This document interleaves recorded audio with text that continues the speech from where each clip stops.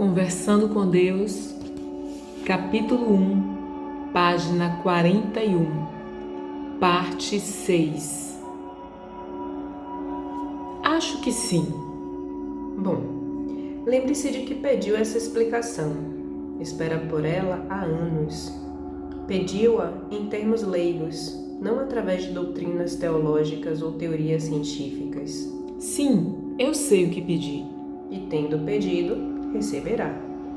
Agora, para simplificar as coisas, usarei o seu modelo mitológico dos filhos de Deus como uma base para a discussão, porque é um modelo com o qual está acostumado e que, de muitos modos, não está muito distante da realidade. Então, vamos voltar a como esse processo de autoconhecimento deve funcionar. Há um modo pelo qual eu podia ter feito todos os meus filhos espirituais se conhecerem como partes de mim. Simplesmente dizer-lhes o que eram. Isso eu fiz. Mas não foi o suficiente para o espírito simplesmente conhecer a si mesmo como Deus, ou parte de Deus, ou filho de Deus, ou herdeiro do reino, ou o que confirme qualquer mitologia que queiram usar. Como eu já expliquei, saber algo e experimentá-lo são duas situações diferentes. O espírito ansiava por conhecer-se experimentalmente, como eu fiz. A consciência conceitual não foi o suficiente para vocês. Então, eu elaborei um plano. É a ideia mais extraordinária em todo o universo e a colaboração mais espetacular. Digo colaboração porque todos vocês estão participando disso comigo. Segundo o plano, vocês, como espíritos puros, entrariam no universo físico recém-criado. Isso porque a materialidade é o único modo de saber experimentalmente o que se sabe conceitualmente. De fato, esse é o motivo pelo qual eu criei primeiramente o universo físico e o sistema de relatividade que o governa e tudo o que existe. Uma vez no universo físico, vocês, meus filhos espirituais, podiam experimentar o que sabiam sobre si mesmos. Mas primeiro tinham de conhecer o oposto. Explicando isso de um modo simplista, vocês não podem saber que são altos se não souberem o que é ser baixo. Não podem experimentar a parte de si mesmos que chamam de gorda se não souberem o que é ser magro.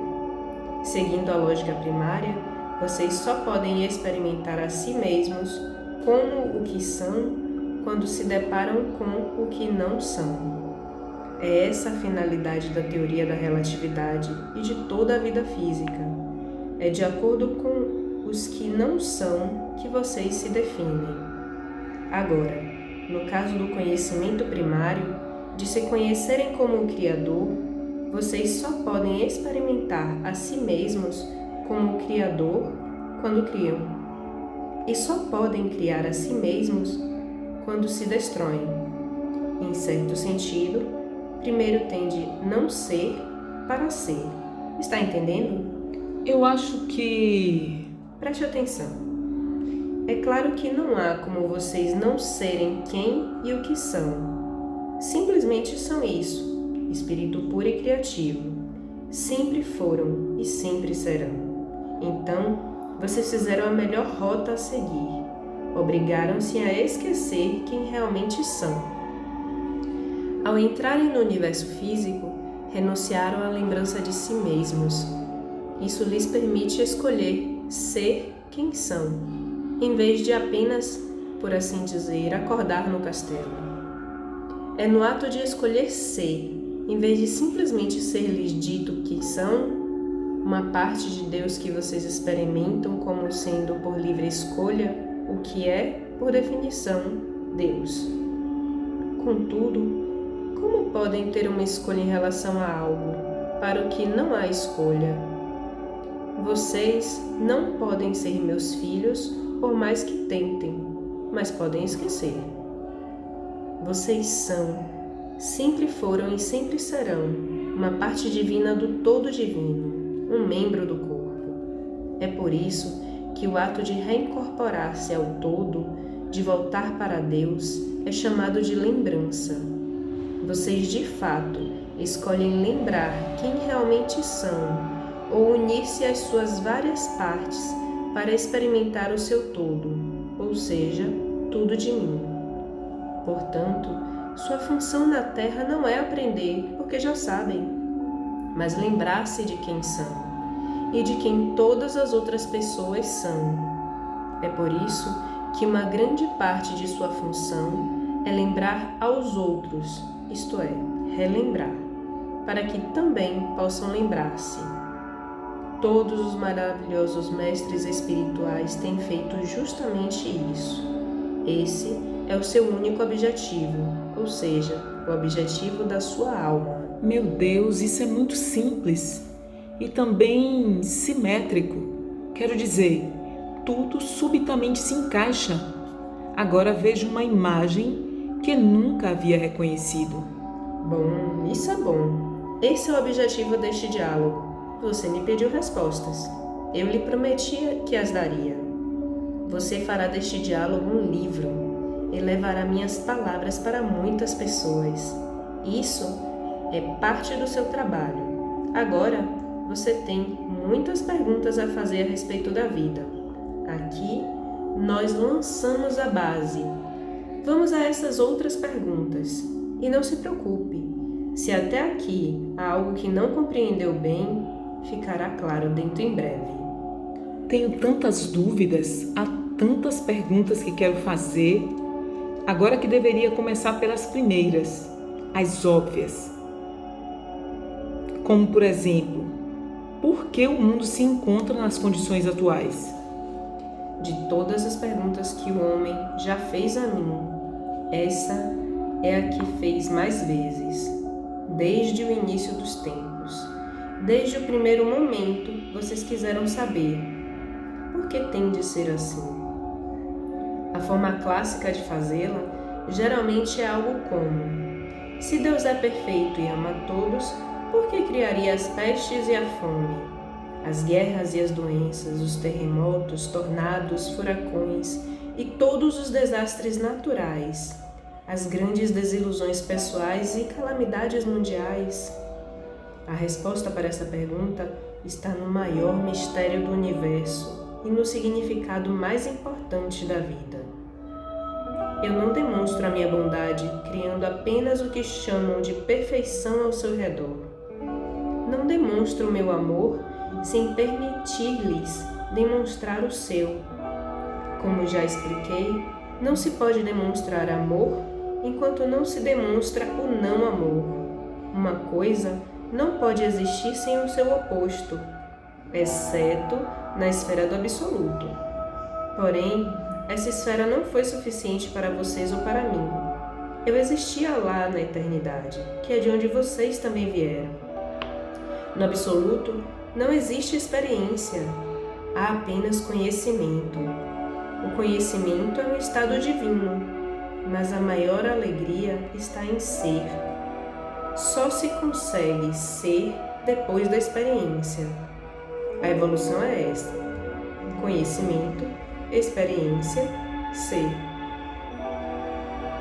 Esta é a Santíssima Trindade, que é Deus. Deus Pai é conhecimento, o Pai de todo o saber, o Criador de todas as experiências, porque não se pode experimentar aquilo que não se conhece. Deus Filho é a experiência, a encarnação de tudo que o Pai sabe sobre Ele mesmo, porque não se pode ser o que não se experimentou. Deus Espírito Santo é ser, a desencarnação de tudo que o Filho experimentou dele mesmo, o simples e belo ato de ser, possível apenas através da lembrança do conhecimento e da experiência.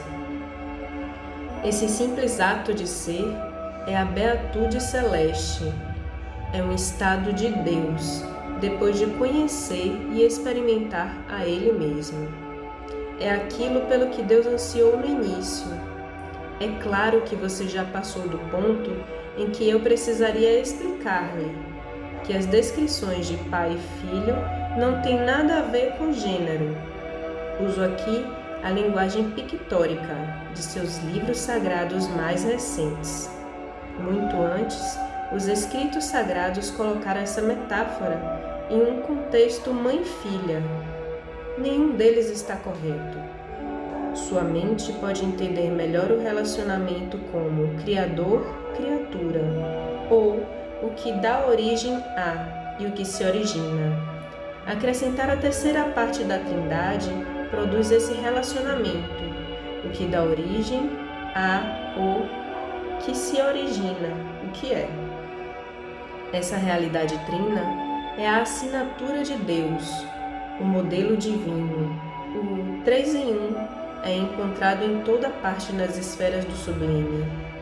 Vocês não podem escapar disso ao lidarem com questões relativas a tempo e espaço, Deus e consciência, ou qualquer um dos relacionamentos superiores.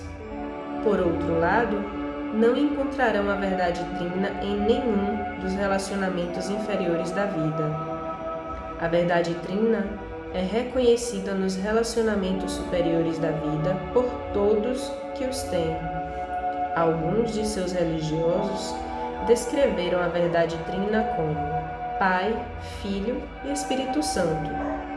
Alguns de seus psiquiatras usam os termos superconsciente, consciente e subconsciente. Alguns de seus espiritualistas dizem energia, matéria e espaço celeste. Alguns de seus filósofos dizem que uma coisa só é verdadeira quando o é em pensamento, palavras e atos. Quando discutem o tempo, vocês falam apenas em 3 tempos: passado, presente e futuro. De igual modo, há 3 momentos em sua percepção: antes, agora e depois. Em termos de relacionamentos espaciais, considerando os pontos do universo ou vários pontos em seu próprio espaço, vocês reconhecem aqui, lá e o espaço no meio. Em termos de relacionamentos inferiores, vocês não reconhecem o espaço no meio. Isso ocorre porque esses relacionamentos são sempre díades, enquanto os relacionamentos da esfera superior são sempre tríades.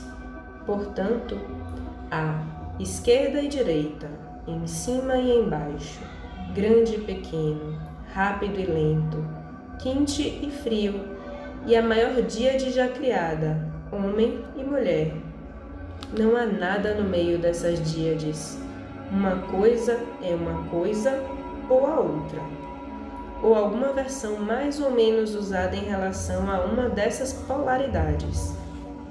Dentro da esfera dos relacionamentos inferiores, nada pode existir sem uma conceitualização de seu oposto. A maior parte das suas experiências diárias se baseia nessa realidade. Dentro da esfera dos relacionamentos sublimes, nada que existe tem um oposto. Tudo é um, e progride de um para o outro, em um ciclo interminável. O tempo é uma esfera sublime, no qual o que vocês chamam de passado, presente e futuro existem interrelacionalmente. Isto é, não são opostos, mas sim partes do mesmo todo, desenvolvimentos da mesma ideia, ciclos da mesma energia, aspectos da mesma verdade imutável. Se vocês concluírem disso que passado, presente e futuro existem em um de cada vez e ao mesmo tempo, estarão certos. No entanto, agora não é o momento de discutir isso. Poderemos fazê-lo detalhadamente mais tarde, quando examinarmos todo o conceito de tempo. O mundo se encontra nas condições atuais porque não poderia ser de outro modo e ainda assim existir na esfera inferior da materialidade. Terremotos e furacões, enchentes e tornados e outras calamidades que vocês chamam de desastres naturais são apenas movimentos dos elementos de uma polaridade para outra. Todo o ciclo de nascimento e morte é parte desse movimento. Esses são os ritmos da vida, e tudo na esfera inferior está sujeito a eles. porque a vida em si é um ritmo, é uma onda, uma vibração, uma palpitação no próprio coração do tudo que é.